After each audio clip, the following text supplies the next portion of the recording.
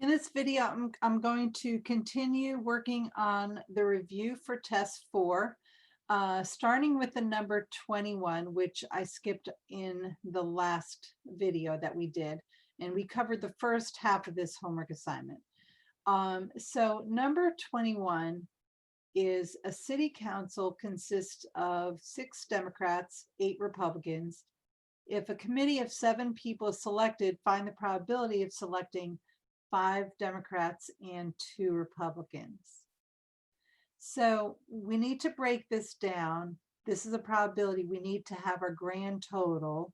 So we need to know how many people we're choosing from and how many people will be on the committee. So the grand total here, we have a total of 14 people because 6 are Democrats and 8 are Republicans. So we have a total of 14 people to choose from.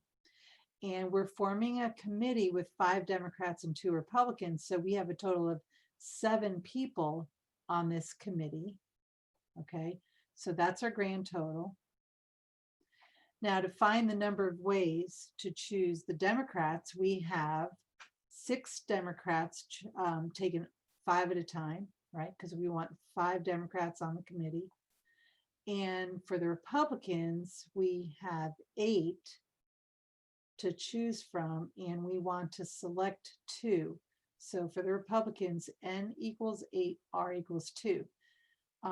Then we do the combination. Since this is just a committee, we're talking about combinations here. So the numerator is the number of ways to get a Democrat, the 5 Democrats, times the number of ways to get the 2 Republicans, and then we divide it by the total number of ways to choose 7 people out of 14.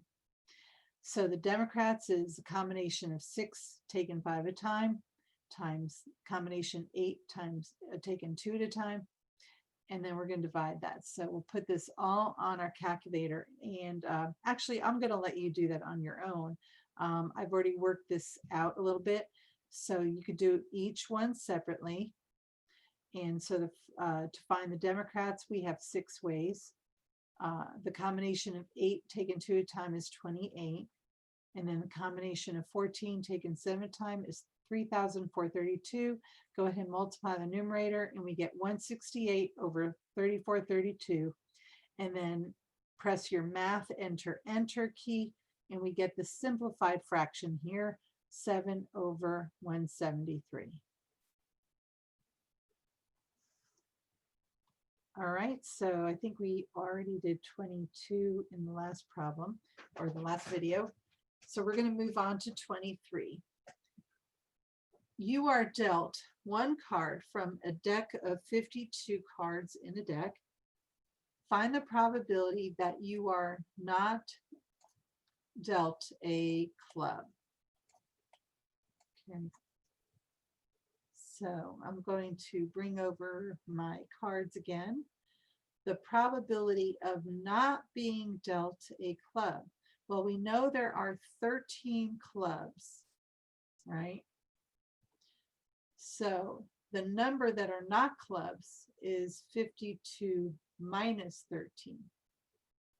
And then the probability is that's over 52. All right, so we're going to put this on our calculator. You get 39 over 52.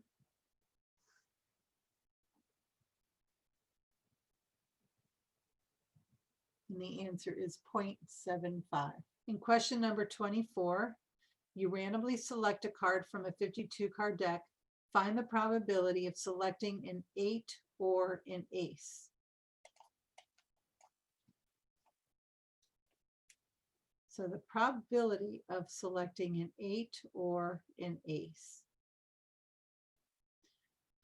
is equal to the probability of getting an 8 plus probability of getting an ace. Okay. If we had any 8s that are aces, I would have had to subtract, but that's not the case. So we don't have anything in common with these 2 groups. So we can just add them up without worrying about it. So the probability of getting an 8 is 4 over 52. probability of getting an ace is also 4 over 52. So the total, we go straight across, and the common denominator is 52. And then we simplify that on our calculator. And the answer is 2 over 13. Problem 25. A single six-sided die is rolled. Find the probability of rolling an odd number or a number less than 5. So probability of rolling an odd number or a number less than 5. Okay, so now I'm going to bring over the handout, which has all the formulas on it. The probability of A or B is equal to P of A plus P of B. And that's only for mutually exclusive events like we had with the 8 and the ace. Okay, because we don't have any that are both. But when they are not mutually exclusive, that is that they can be both. So think about it. We have odd numbers are 1, 3, and 5. And the numbers that are less than 5 are 1, 2, 3, and 4. Okay. These are not mutually exclusive because both odd and less than 5, right? That's where they overlap. We do have that case where 1 was counted twice and the 3 was counted twice. So when we add these probabilities, we don't want to overcount. So we're going to have to subtract the probability of actually getting both. So that is for not mutually exclusive events. The formula is P of A or B equals P of A plus P of B minus P of A and B, which is the overlap or both occurring. Okay, so the probability of getting an odd number is 3 over 6. Probability of getting a number less than 5 is 4 out of 6. The probability of getting a number that's odd and less than 5 is 2 out of 6. So we're going to subtract that overlap. And the answer is 3 plus 4 minus 2, which is 5 over 6.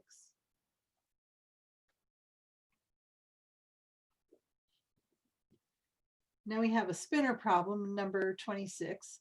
It's equally probable that the pointer on the spinner will land on any one of the 8 regions numbered 1 through 8. If the pointer lands on a borderline, spin again. Find the probability that the pointer will stop on an even number or a number less than 6. So this is just like the last problem we did with the die.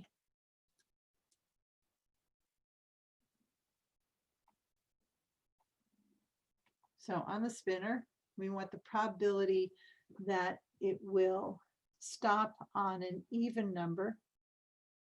So the even numbers are 2, 4, 6, and 8.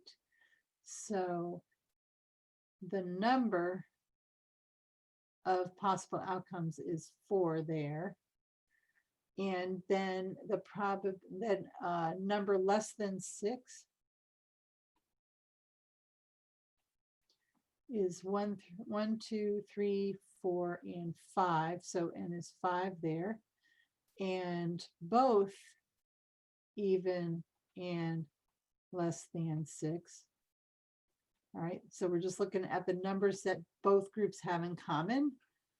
And so an even number less than 6 would be 2 and 4. So n is 2 there. So let's look at the probability. The total number n is equal to 8. We know that. So the probability of getting an even number or a number less than 6 is probability of getting an even number plus probably getting a number less than 6 minus probability of getting both. That's our formula. So the probability of getting an even number is 4 out of our total, which is 8. Getting a number less than 6 is 5 out of 8. And we're going to subtract both, which is 2 out of 8. So 4 plus 5 is 9, minus 2 is 7. So the total probability is 7 over 8. Number 27, a single die is rolled twice. Find the probability of rolling a 6 the first time and a 5 the second time.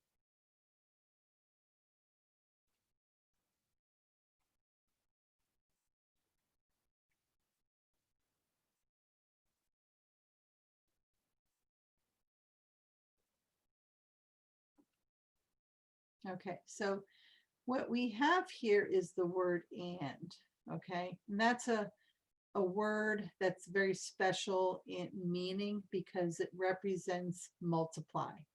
So the formula, I'll bring that over from our sheet. The formula for P of A and B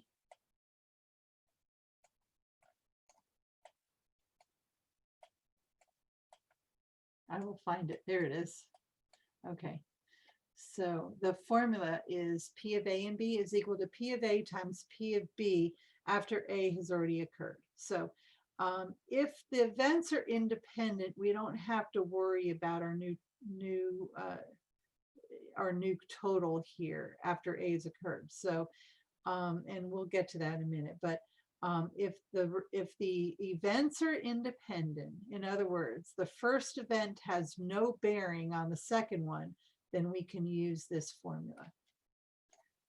All right, so we're going to multiply the probability of rolling 6 times probability of rolling a 5. Okay, now on a dice, it really doesn't matter what we get on the first roll. The outcomes will be the same. So these are indeed independent events. So we're just going to multiply the two. So the probability of rolling any one number is 1 out of 6. So 1 out of 6 times 1 over 6 is 1 over 36. Number 28, you draw a card from a 52 card deck, then the card is replaced in the deck. The deck is shuffled. You draw again. Find the probability of drawing a black card the first time and a red card the second time. So black card and red card. So using our formula, that's probability of drawing a black card times probability of drawing a red card. So there are, half the deck is black, so 26 divided by 52. There are 26 red cards in a deck, so we multiply 26 over 52. Now, these two events are independent because they said the card was replaced after drawing that first one. So we still have a total of 52 cards to choose from. And then we just put this on our calculator. 26 over 52 times 26 over 52. And we get 0.25, which is also equal to 1 over 4.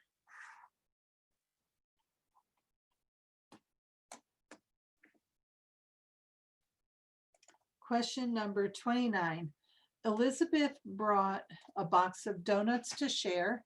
There are 24 or 24 donuts in the box, all identical in size, shape, and color. 4 are jelly filled, 5 are lemon filled, 15 are custard filled. You randomly select a donut, eat it, and then select another donut. Find the probability of selecting 2 jelly donuts in a row.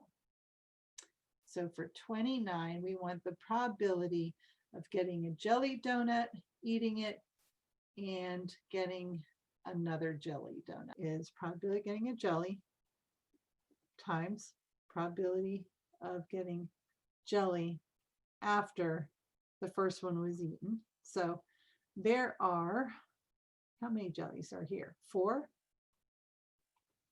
And there are a total of 2 dozen, so 4 over 24.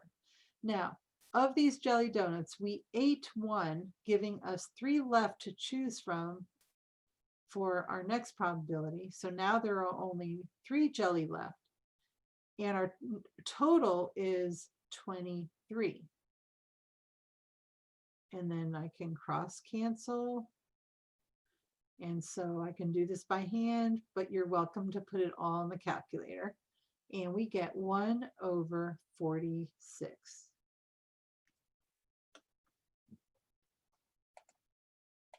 Number 30. The number discs shown are placed in a box. One disc is selected at random. Find the probability of selecting an odd number given that a blue disc is selected. Okay. Now this given that a blue disc is selected. So this is the proper form. That's how we write given. That line means given. All right. So the formula is we're going to find out how many odds we have that are blue. Okay, so we have the number 3, 5, and 7. So we have 3 odds out of all the blues. So given that the disc is blue. So what this given does is changes the denominator. Instead of using all 8, the given says change this to how many blues we have. And we have a total of 5 of those. So it's 3 over 5. Okay. Next question is 31.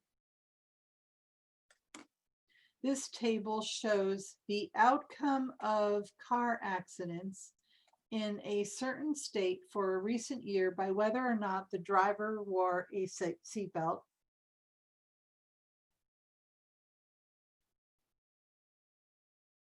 let's see what the question is down here. So find the probability of wearing a seatbelt given that the driver did not survive a car accident. Okay, remember the given changes the total. Okay, so the probability of wearing a seatbelt, all right, wore a seatbelt, given that the driver did not survive. So that driver died in the accident. Okay. So the new total is how many drivers actually died. And that total is 2719. Okay. And of those 2719, of those people, the number of people that wore seatbelts were 546.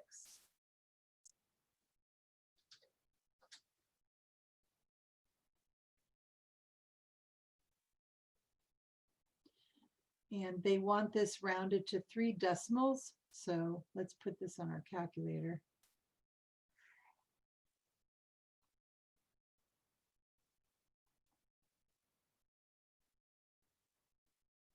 And we have 0.201.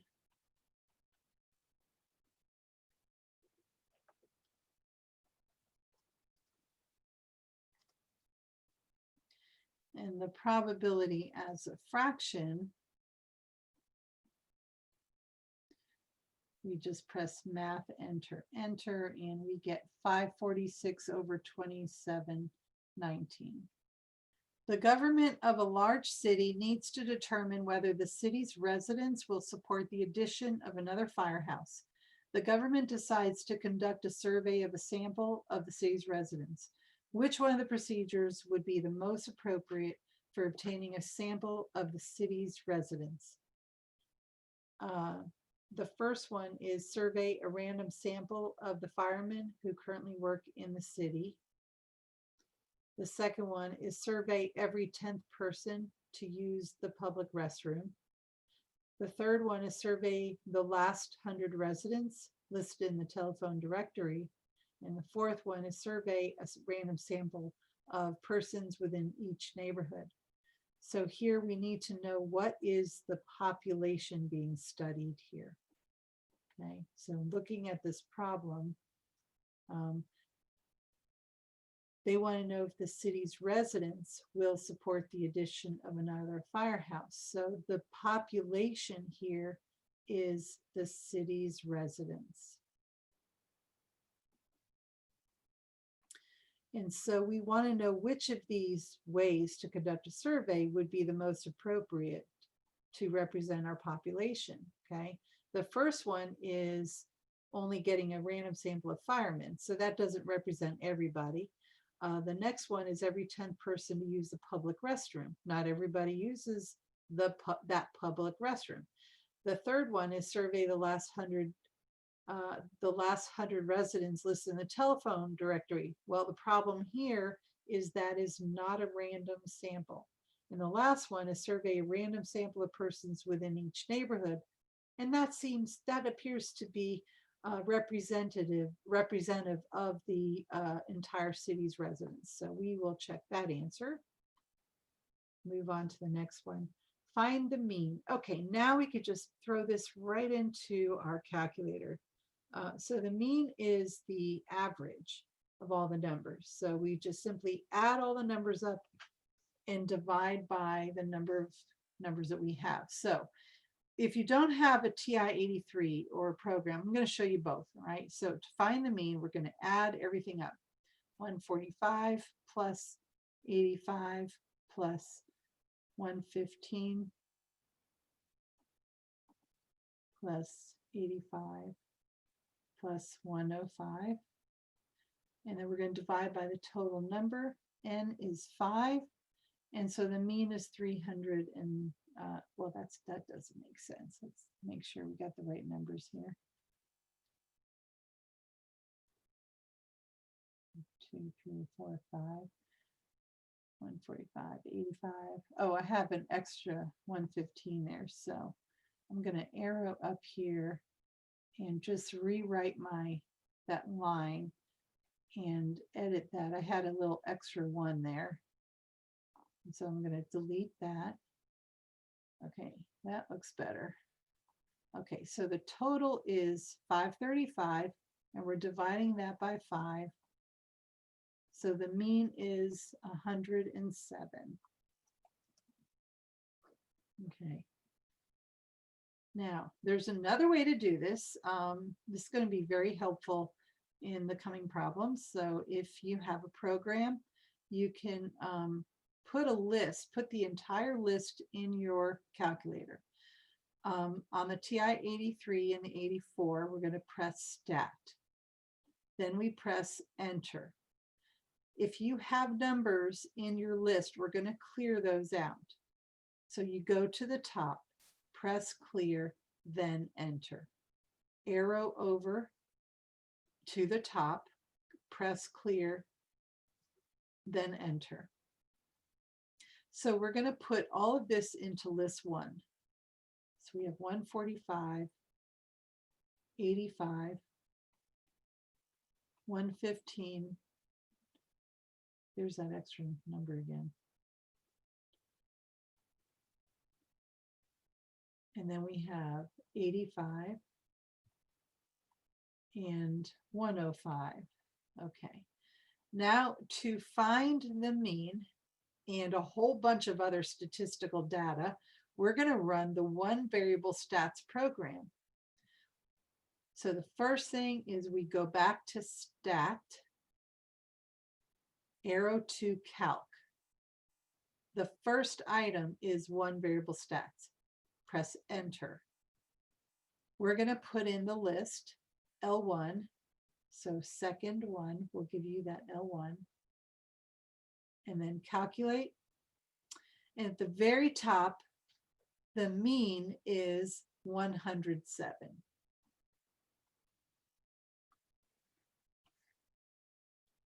Okay, and if you're not sure about the formula, it's right here on the notes for chapter 4.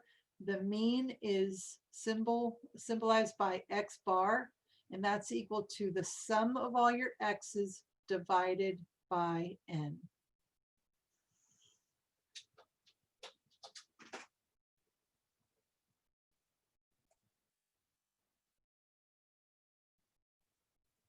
All right, so the mean is 107 here. In the one variable stats program, I'll just show you around here. At the very top is the mean.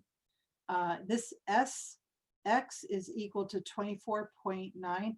That's the standard deviation.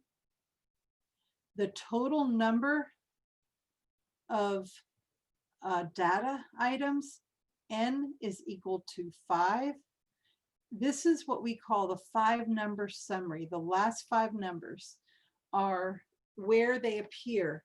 So if you were to put all of the numbers in order, the smallest number is a minimum of 85. The largest number is 145. And the median is right here at 105. And the median happens to be the same number as our mean here. Problem number 34.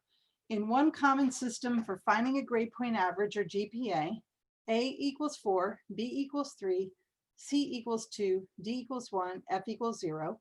The GPA is calculated by multiplying the number of credit hours for a course and the number assigned to each grade, and then adding the products. Then divide the sum by the total number of credit hours. Okay, we're going to edit the list. All right, now we're going to put in 2 lists. All right, first the grades A, B, C, D, and F.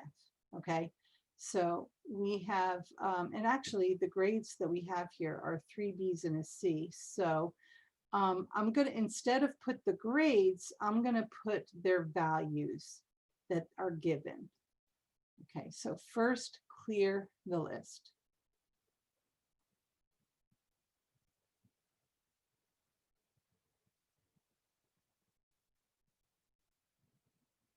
All right, so the B is worth 3 points. Another B is 3. B is 3, and then a C is 2. And then over here in the second column, I'm going to arrow over and put in the credit hours that go with each grade. So we're going to put in 2, 5, 2, 5. Okay. So it's almost like, you know, here are your X's, these are your X's, and in L2 are the frequencies. The credit hour are just what we multiply these X's by to get their worth. So now we're going to find the mean using the program. So we're going to press Stat, Calc, Enter, L1, and then we're going to put frequency list L2. All right, those are the credit hours. And then we're going to calculate. And the mean is 2.64. And it says to round to the nearest 100.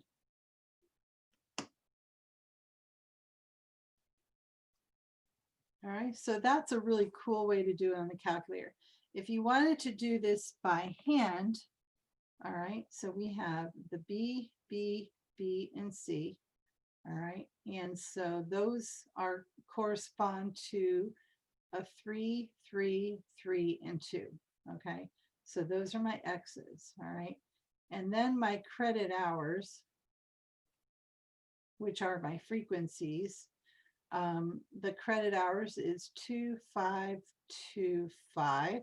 Okay, and so what we're going to do is we're going to multiply X times a frequency. So we have 6, 15, 6, and 10. Okay, we're going to add up all of those and then divide by the total number of credit hours. So our total, sum total of all the credit hours or frequencies is 14. So we're going to add up all this, 6 plus 15 plus 6 plus 10, and divide it by 14.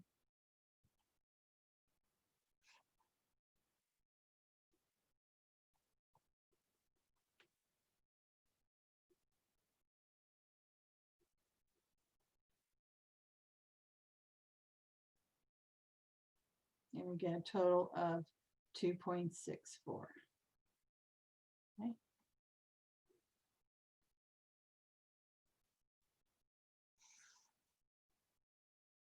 All right, so it's really nice to have the program, as you see, with these problems, but you could do it either way.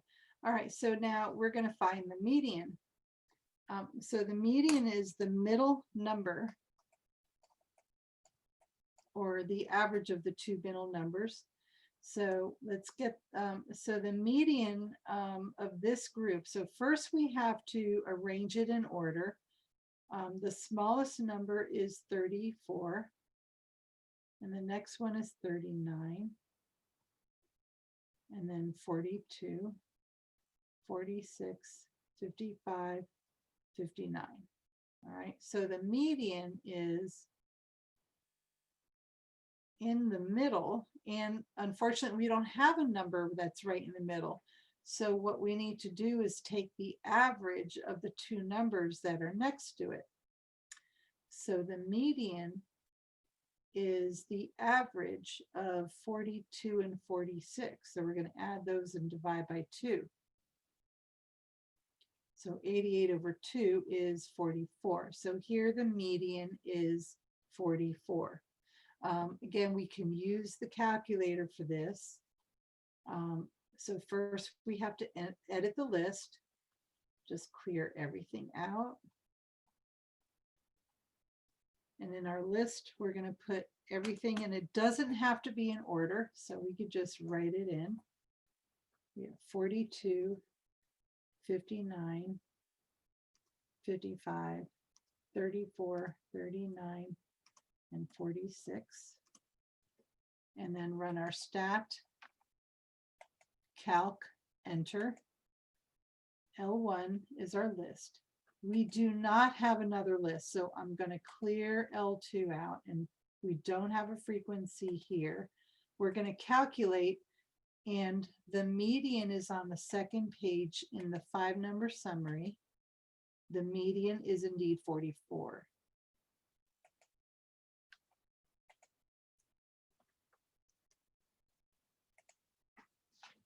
Number 36, find the mode for the following group of data. The mode is the number that occurs the most frequent. So let's take a look. There's not many numbers here. It looks like 30 occurs twice.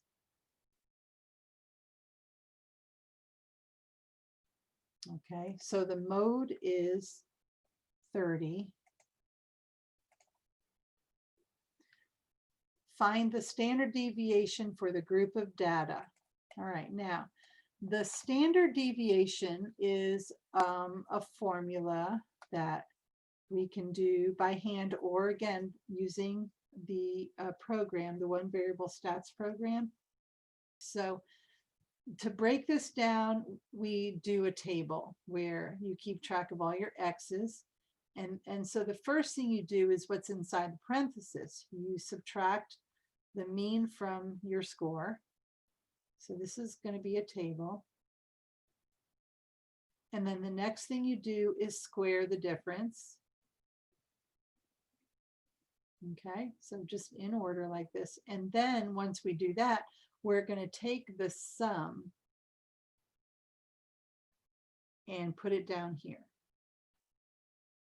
Okay, we'll put the answer down here. Once we add up all these numbers, we'll get the sum. Once you get that numerator, we're going to divide by n and take the square root. Okay, so this is a really nice way of doing the problem. Okay, so we have 10, 11, 12, 13, and 14. To find the standard deviation, right? So first we need the mean of these numbers, okay? And I think it's pretty simple. The mean is this is a measure of central tendency. And since they're all equally spaced, we know the mean is actually equal to 12 because it's the middle number. It's also the median, okay? But we can verify this by adding all the numbers. So we have 10, 11,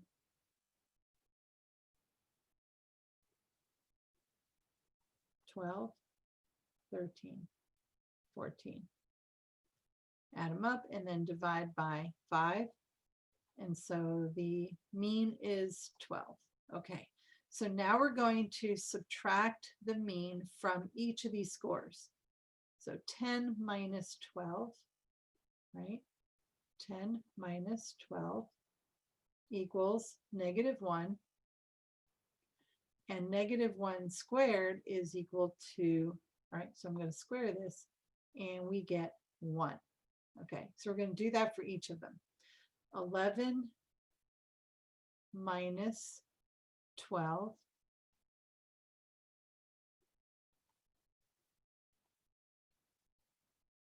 Oh, I think I mistyped that. Sorry about that. That was a 10 minus 12 I should have wrote. Okay, so up here, that's a -2. -2 squared is 4. Okay, little typo there. Sorry about that.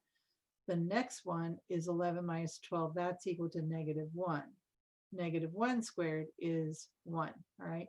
Then we have 12 minus 12, which is 0, and 0 squared is 0. 13 minus 12 is 1. 1 squared is 1. And then 14 minus 12 is 2. Square that, and we get 4. Now we're going to add up all of the squares. 4 plus 1 plus 1 plus 4 is 10. So S is equal to the square root of 10 over n minus 1. So we have 5 scores. Minus 1 is 4. And so that's equal to, we'll put this on our calculator. So the square root of 10 over 4. And that's equal to 1.58.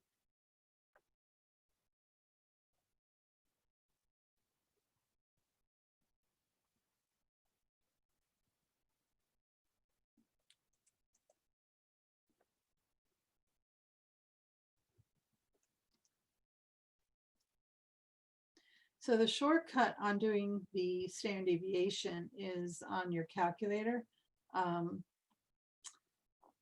putting all the data into your list.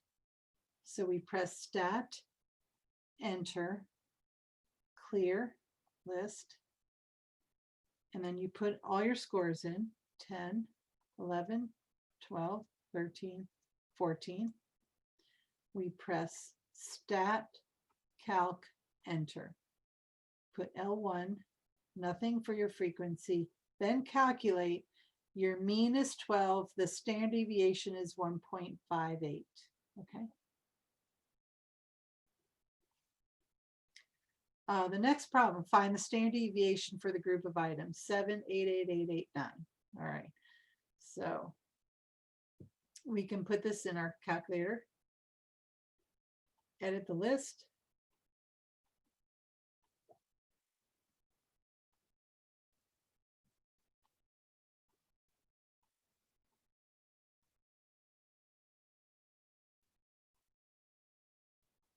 Okay, once your list is in there, you have a 7, 4 8s, and a 9.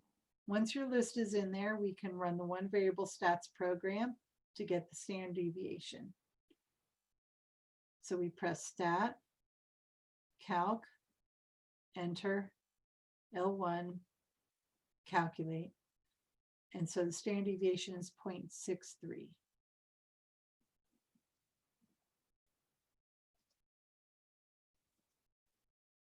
Number 39, the scores on a test are normally distributed with a mean of 40 and a standard deviation of 8. What's the score that is 2.5 standard deviations above the mean? Okay, so when we are dealing with the mean and standard deviation, and you want to know what score is 2.5 standard deviations above the mean, we need to start with the mean, which is 40, right? And then what we're going to do is add a standard deviation 2.5 times to get the next score. All right. So 2.5 standard deviations would be 8 plus 8 plus 4. Right? So we're just taking this 8 and we're adding 8, 8, and 4 to this number. So 2.5 standard deviations above the mean is 40 plus 8 plus 8 plus 4. And so that's the score is 60.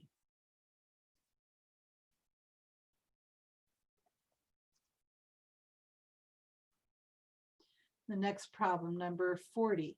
This figure illustrates a normal distribution for the prices paid for a particular model of a new car. The mean is 14,000. The standard deviation is 500.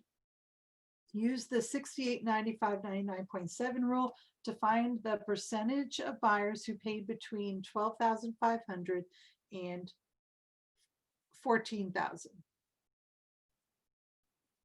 Okay, so I'm just going to annotate here. So we want to know the percentage of buyers from 12,500 to 14,000. Okay, so this bar to this bar. Okay, so the percentage is really taking half of 99.7, because 99.7% of the people in the survey are within 3 standard deviations from the mean. There's 1, 2, 3. Okay, and the scores are right there below. Okay, so the percent of buyers is actually half of 99.7. So we're going to divide by 2. Put this on our calculator.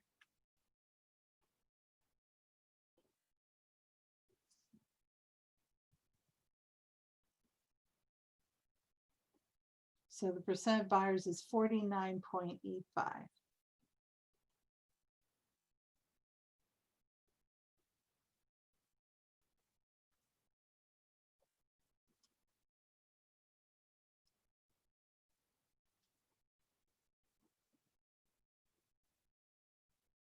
Number 41, scores on the GRE, the graduate record exam, are normally distributed with a mean of 583 and a standard deviation of 114. Use the 68, 95, 99.7 rule to find the percentage of people taking the test who scored between 355 and 811. So this would be really cool to draw a normal curve and finding out the scores for each bar. We're starting with the mean of 583.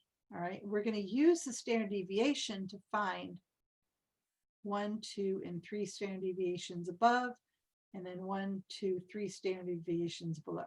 So what we're going to do is we're going to start with the number 583, and we're going to add a standard deviation of 114. And we get 697 that goes here.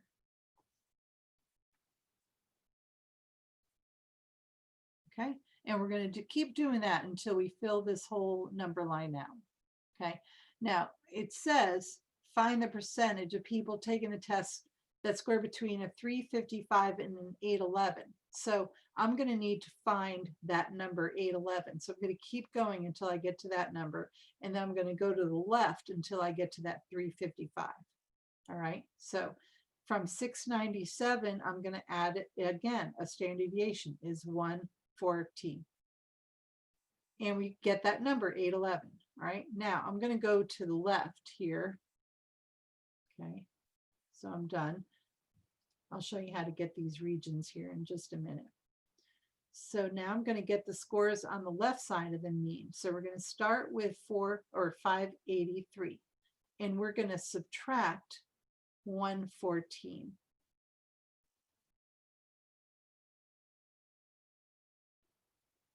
And that number is 469, and I need this number 355. So I'm going to keep going. Subtract 114, and now we get our 355. So I'm going to go ahead and annotate that. There's 355, and there is 469.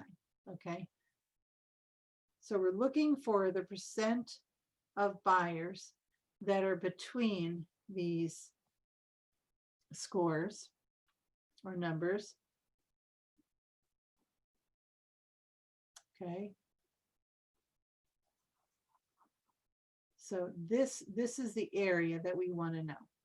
Okay. So the formula sheet shows us that when you are within 2 standard deviations from the mean, we're going 2 bars over. We're going to look at these scores, and I know it's pretty small here, but it's the 68, 95, 99.7 rule. So it's the second tier that represents 95%.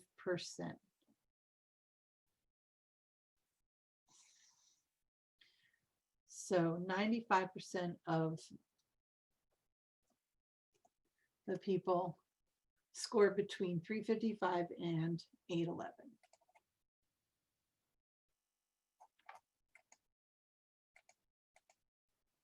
In number 42, the set of data items is normally distributed with a mean of 120 and a standard deviation of 16.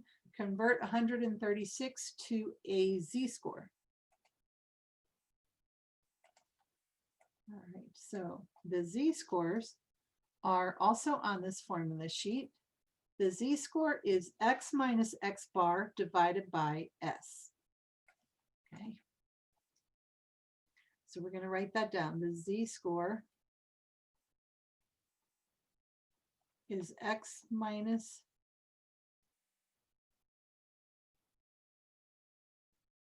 x bar all over s.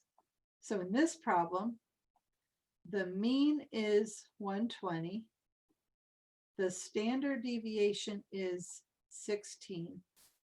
And they're wanting to convert 136 to a z-score. So x is 136. So the z-score for an x of 136 is equal to 136. We're using this formula right here. Okay. All over, or minus the mean, which is 120. And that's all over s, which is 16. So that is 16 over 16, which is equal to 1. So 136, this score has a standard deviation or z-score of 1. All right, that tells you that that score is 1 standard deviation above the mean. In number 43, the mean is 90. The standard deviation is 12. And they're wanting to convert the score of 90 to a z-score. So we have x, which is 90, minus the mean, which is also 90, divided by 12. And that's equal to 0 over 12, which is 0. So a z-score of 90 with this data is equal to 0. And actually, that makes a lot of sense because the score 90 is 0 deviations away from the mean. It's because 90 is the mean. So it makes sense that the z-score is 0. Number 44, find the z-score of 79 with a mean of 70, standard deviation of 9.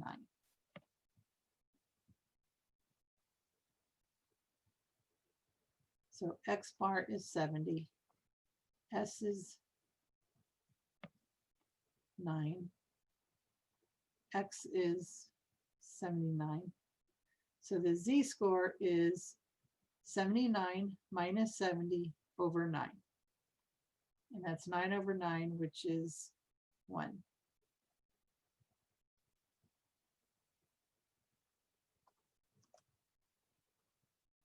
And number 45, we have a set of data items normally distributed with the mean of 600, a standard deviation of 60, and find the data item in the distribution that corresponds to the given z-score of 2. Okay, so here we have to find x. All right, that's a little different from what we've been doing in this problem. So the z-score is x minus x bar over s. If we want to solve for x, we could just put everything into this formula and then solve for x, which is perfectly fine. So z is 2, so we have 2 equals x minus x bar is 600 all over s, which is 60. So to solve for x, we just need to do a little bit of algebra. We're going to multiply both sides by 60. So we get 120 equals x minus, that's a 60 there.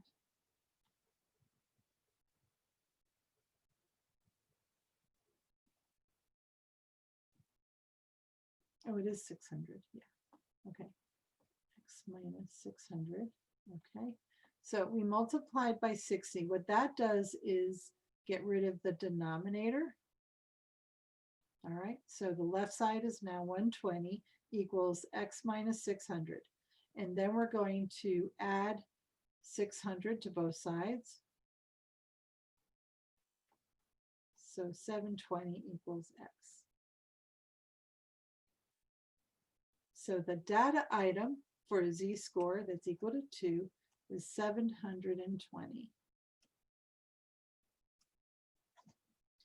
And finally, the last problem. A set of data items is normally distributed with a mean of 300, a standard deviation of 50. Find the data item in the distribution corresponds to a z of 1.5. So the mean is 300. Standard deviation is 50. And we want to know what is x. Okay, so z equals x minus x bar over s. Using that formula, z is 1.5. X is what we are solving for. The mean is 300. And then we're dividing by 50. Multiply both sides by 50. So 50 times 1.5 is equal to 75. And then we're going to add 300 to both sides. So x is equal to 375.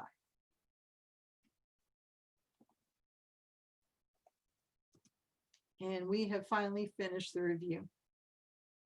All right, good luck on the test, everybody. Hope you have a wonderful week.